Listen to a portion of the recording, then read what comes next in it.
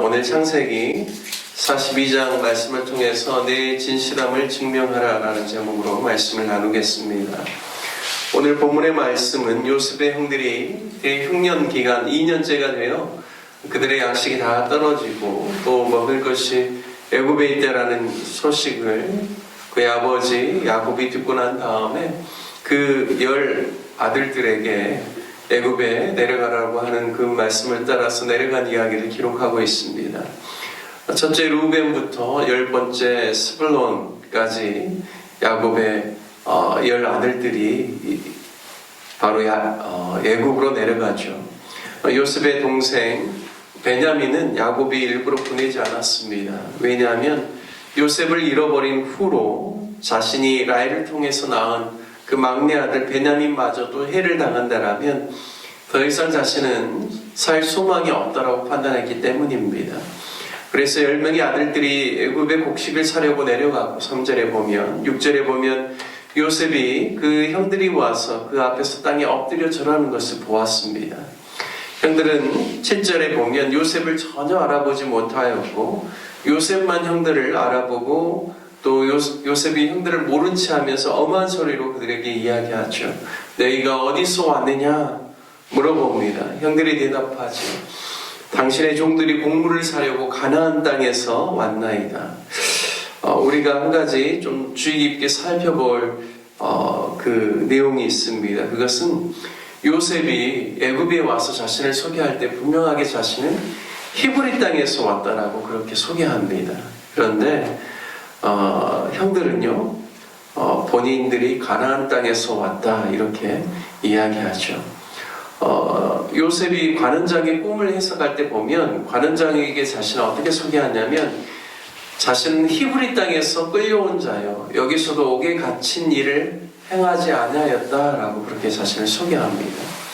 그리고 후에 이제 술 맡은 관원장이 자신이 복직이 되고 난 다음에 만 2년 후에 바로가 꿈을 꾸었을 때 그 꿈을 해석하지 못하는 애굽에 있는 술사들을 보면서 그제서야 이제 요셉이 생각이 나죠. 그래서 바로 왕에게 요셉을 소개할 때 어떻게 소개하냐면 자신이 시위대장의 그 감옥 안에 있을 때 히브리 땅에서 온 청년을 내가 만났다 이렇게 표현을 합니다. 그러니까 분명한 것은 요셉에게는 분명한 하나님 나라에 대한 그 유업을 이을 자에 대한 분명한 정체성이 그에게 있었다라는 것이죠. 그도 가나안 땅에서 자기가 왔다라고 소개할 수 있지만 자신은 그의 손조 때 아브라함 때부터 유프라테스 강을 건너서 온 히브리 건너온 사람들로서 하나님의 약속을 따라서 살아가는 자라는 분명한 정체성을 가지고 있었습니다. 하지만 형들은 자신들을 소개할 때 가나안에서 왔다라고 이야기를 합니다. 9절 말씀에 보면 요셉이 그들에게 대하여 꾼 꿈을 생각하고 그들에게 이르되 너희는 정탐꾼들이라 이 나라의 틈을 엿보려고 왔느니라 말씀합니다.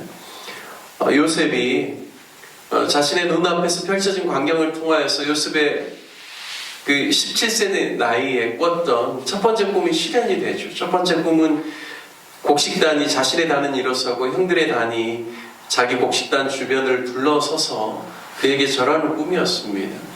그리고 이제 두 번째 꿈이 해와 달과 11별들이 자신에게 절하는 꿈이었는데요. 첫 번째 꿈은 이미 이제 실현이 되었죠. 바로 곡식을 사러 온 형들이 애굽의 총리에게 절을 하면서 그러면서 이제 자신에게 절하는 모습을 보면서 9절 말씀에 보면 그들에 대하여 꾼 꿈을 생각하였다 이야기합니다. 그리고 그들에게 이르되 너희는 정탐꾼들이라 이 나라의 틈을 엿보려고 왔다라고 이야기하죠. 우리가 주의 깊게 좀 살펴봐야 될 것은 요셉이 왜 꿈을 생각하면서 형들이 이 땅을 탐지하러 온 정탐꾼 스파이로 그렇게 형들을 몰아갔냐라는 것이죠. 가장 쉬운 해석은 첫 번째 꿈이 이제 실현됐기 때문에 두 번째 꿈 이를테면 해와 달, 자신의 아버지, 어머니 그리고 11 자기 이제 밑에 동생들까지 모두가 다 와서 자신에게 절하는 두 번째 꿈을 실현하기 위해서 어쨌든 부모님을 모시고 오게끔 하는, 그리고 막내 동생을 데리고 오게끔 하는 그러한 일을 위해서 그렇게 일부러 스파이로 몰아갔다 이렇게 이야기할 수도 있겠죠. 그것은 가장 단순한 해석이라고 생각합니다. 하지만 좀 더 깊게 생각해 보아야 될 것은 분명한 자신의 정체성을 드러내고 있지 않은 형들에 대해서 요셉이 어떤 생각을 했을까? 그리고 꿈에 대해서 자신이 생각하는 그 생각 가운데서 형들은 어떻게 바라보았을까를 좀 생각해야 된다고 생각합니다. 자신처럼 형들이 하나님을 경외하는 자라라는 표현도 전혀 없고요. 그리고 뿐만 아니라 자신이 히브리 땅에서 왔다라고 하는 자신의 민족의 정체성, 하나님 안에서의 정체성에 대해서 전혀 이야기하지 않고 있는 그런 형들을 보면서 요셉이 이쯤에 생각하는 하나님의 꿈에 대한 해석은 단순히 형들이 나에게 절하는 꿈이 나의 꿈의 성취다 이렇게 보는 것이 아니죠. 부모님이 또 동생과 함께 와서 함께 형들과 절하는 것이 내 꿈을 이루는 그것이 아니라는 것을 분명히 알고 있습니다.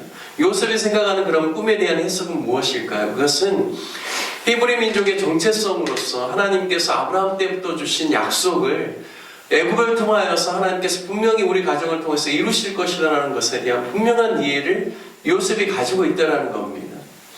왜냐하면 창세기 15장에 보면 그의 손주 아브라함에게 분명하게 이야기하는 것은 이방에서 너희가 400년 동안 그 땅에서 학대를 받으면서 살지만 너희가 400년의 그 시간 가운데 하나님께서 그 나라의 민족들을 벌하시고 그 하나님의 자손들이 이제 큰 민족을 이루어서 다시금 자신의 땅으로 돌아오게끔 하나님께서 행하시겠다라는 것을 분명히 아브라함에게 말씀했거든요. 그리고 그 말씀에 대해서 이삭과 야곱과 자신에게 이르기까지 그 내용에 대해서 분명하게 이해를 하고 있었습니다. 창세기 15장에서는 아브라함에게 애굽이라고는 이야기하지 않았습니다. 하지만 애굽의 총리가 된 요셉은 그것을 이해를 했죠. 하나님께서 우리 가족들을 애굽으로 이주시켜서 그리고 이곳에서 400여 년 동안 큰 민족을 이루게 하고 다시금 하나님이 약속한 땅으로 가게 할 것이다라는 분명한 그러한 이해가 요셉에게 있었다라는 것입니다. 그런데요, 형들의 모습을 볼 때 과연 이들이 회개했는지, 그리고 하나님의 그 큰 꿈을 이루는 그러한 어떻게 보면 그러한 민족의 족장으로서의 역할들을 감당할 수 있는 그러한 형들로 22년이라는 세월이 지나고 난 다음에 형들이 그렇게 변화되었는지에 대해서 요셉이 궁금한 것이죠. 그래서 15절에 너희가 이같이 하여 너희 증인실함을 증명할 것이다. 바로의 생명으로 맹세하노니 너희 막내 아우가 여기 오지 않냐면 너희가 여기서 나가지 못하리라 라고 말씀하고 있습니다.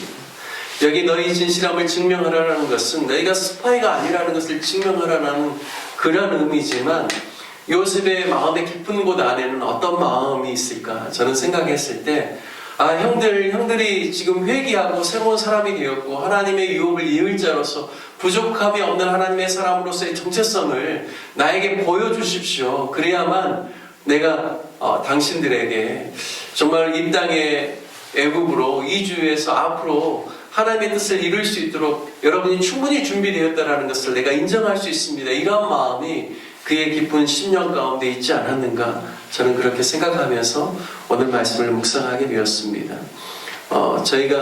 우리도 이 땅을 살아가면서 우리 각자에게 주신 하나님의 꿈이 있지만 단순히 그 꿈을 성취하는 것이 우리 인생의 목표가 아니라 정말 인생의 큰 목표는 하나님의 뜻이 나를 통하여서 이루어지고 하나님의 나라가 나를 통하여서 정말 이 땅 가운데 임하는 그 일 가운데 저와 여러분 우리 모두가 하나님께 쓰임 받아야 된다는 사실입니다.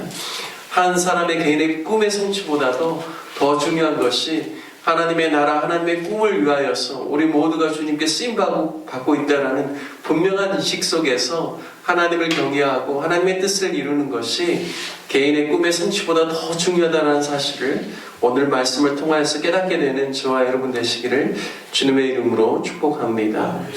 오늘 말씀을 적용하며 기도할 때 하나님, 우리가 우리 인생의 목표를 이루는 것만을 위해서 사는 것이 아니라 하나님의 분명한 뜻이 있음을 깨닫고 하나님의 자녀로서의 정체성을 가지고 회개에 합당한 삶을 살고 열매를 맺으며 믿음으로 승리하는 삶을 살게 해달라고 함께 기도하기를 원합니다.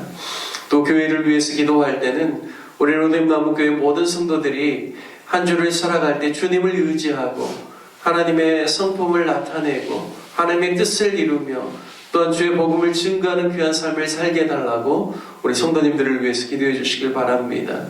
또한 인도네시아에서 선교 사역을 감당하고 있는 우리 이나연, 박주성 우리 두 자녀들이 이번 주 금요일까지 복귀하는 그 모든 일정 가운데 하나님 함께하여 주시고 선교 사역을 통하여서 주의 복음이 증거될 수 있기를 위해서 기도해 주시길 바랍니다.